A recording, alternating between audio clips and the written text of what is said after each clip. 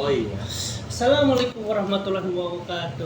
Welcome to podcast Habibei podcast. Today my name is Al-Habibei and as host and then I have guests to special guest stories horror today from Faizal. How, Yes. how how are you today, Faizal? I'm fine, thank you, Habibi, and I'm really happy to invited to this podcast, and I'm happy to share with your audience. Okay, Faisal, what do you want to share to story horror?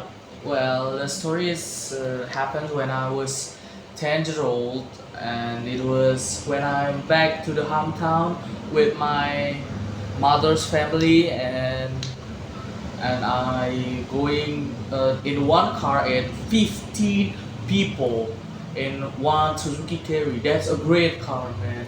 I really miss that car, and it from beginning the the journey is doing well and smooth, but it something happened that my father lost his way, and we've been stranded in somewhere that we don't know, and we have no signals in that place, and so we were driving around in the same path at like one for 1 hours, maybe like 1 hours or more, and then we when we saw a roundabout, my father's looked, there's some Becak driver in the corner, so my father's decided to go to that Becak driver, and he he invited me and my family to go to the Becak driver, and we were go to the Becak driver. So we asked where can we go out from this place, because we have no signals and we have no destinations in here for like an hours. So when we were asked the Becak driver, the Becak driver looks very pale, and the Becak driver speak very slowly, like slow motions like that, man. Oh, that was very scary stories.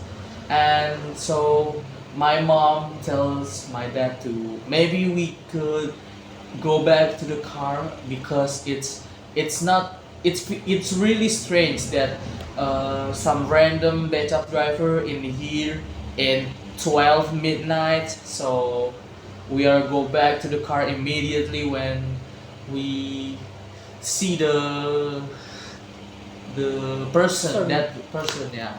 And so after my dad turning around his vehicle, so me and my mom's looks behind to make sure that if there's backup drivers, and sharp it's so, oh my god, I'm still have a goosebump here. Wow. And when we saw behind, the backup driver is gone. But surprisingly, when my mom and me go to see the front side, there's a backup driver in the windshield of my car, like this. Oh my god, that was so scary. Me, my mom, and dad can speechless. We are speechless, and we can talk about anything, and we can't scream anyway. So I decided to play ayat kursi in my handphone that luckily I've downloaded in my phone, so I can play without internet. Oh my god, I can imagine if I didn't download the ayat kursi, man. That's so scary. That's so interesting. By the way, how do you feel you saw a Becak driver and then how do you feel fine? Oh, And okay. then you're very shocked and then you're very scared. or Yeah. if Uh, you, yeah, sometimes when we go to the hometown, I still imagine that story, so I can move on. This story is really, really scary and terrifying for me and my family.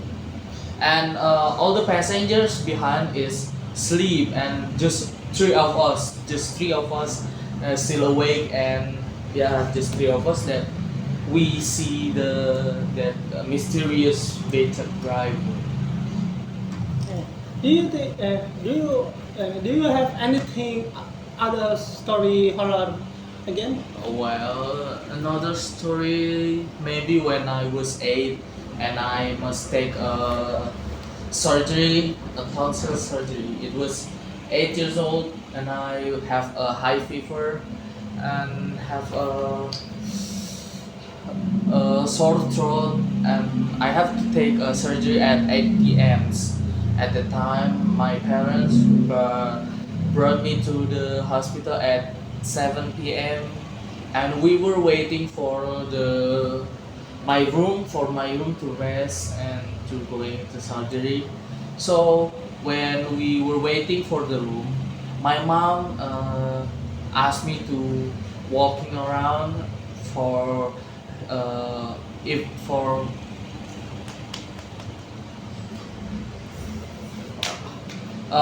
me if to get no boring, because it's so boring in hospital just seeing people walking around. So my mom invited me to walk around with her, and when we was in emergency room, there's really crowded people in emergency room, maybe because something crashed, yeah, because crashing, people crashing first.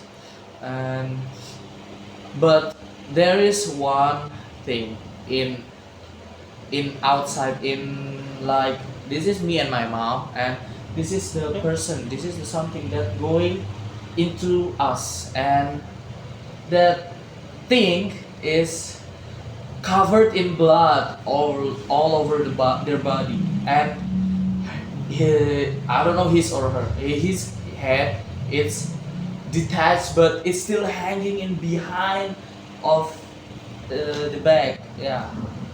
And he have no hands, he has it severed like this. And when that thing in front of us, it stopped and see me and my mom, we were too shocked and we speechless, and we can move. And when that thing is going to speak, my father tapped my mom's shoulders.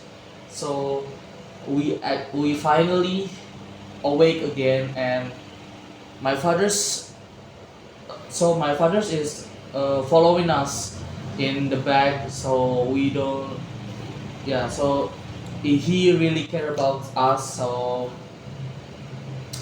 when he see us that we were shocked, he decided to tap my mom's shoulders and take us to the room that already prepared by us. So when I was back to the room, when I was in the room finally, I asked the nurse what happens, that somebody that head is hanging in behind. So there's a hit and run victims.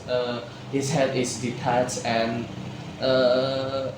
hanging in the behind the, yeah, his, and then his hand is severed and missing. So he's maybe still searching for his hand because of that. Thank you, Faisal.